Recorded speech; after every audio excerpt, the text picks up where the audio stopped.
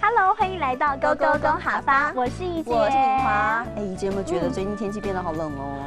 真的，像我今天看你穿外套啊，我很想扒一件外套出来穿。因为冬天真的快到喽。哎，说到冬天你知道怎么说吗？冬天的客家话叫做寒天，寒天就是冬天了。对呀。而冬天里头，我最喜欢泡的热乎乎、暖乎乎了。泡汤是一定要的，冬天不泡汤要做什么呢？泡汤、泡温泉，这个客家话就叫做温泉。温泉就是温泉了。对。哎，说到泡温泉，真是人生一大乐事哎，真的很舒服哦。舒服怎么讲呢？舒服呢就叫做怂怂，怂怂就是舒服了。那我们要说呢，冬天泡温泉很舒服，这句话要怎么教大家呢？这句话要跟大家说的是呢，寒天泡温泉轻松松，寒天泡温泉轻松松。今天勾勾公好发带大家泡一泡暖暖乎乎的温泉哦。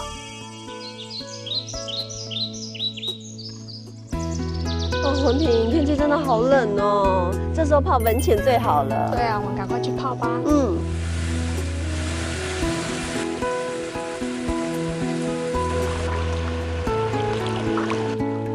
文萍，你不觉得吗？哦，这天气这么冷啊，尤其是寒天啊，泡温泉轻松松哎。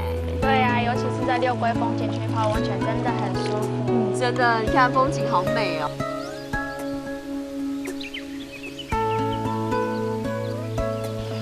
敏华，来喝点热茶，谢谢啊，太好了，寒天啊，喝点热茶，整个人身体都暖和起来。对啊。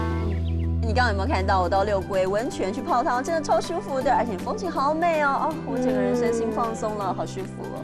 我一点都笑不出来哦，又是看你一个人这么舒服的泡汤，还好啊，我之前还真的有来到六龟这客家庄里面著名的温泉区来泡泡温泉，舒服一下。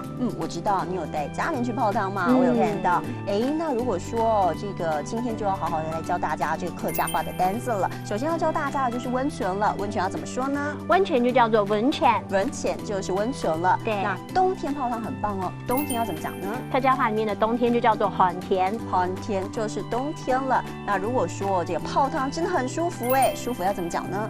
舒服呢就叫做怂怂，怂怂就是舒服了。那如果我们要教大家是冬天泡温泉很舒服，这句话要怎么说呢？这句话应该要告诉大家的是寒天泡温泉轻松松，寒天泡温泉轻松松。今天勾勾公好发带大家泡暖暖的温泉，舒服一下。我们下次见喽。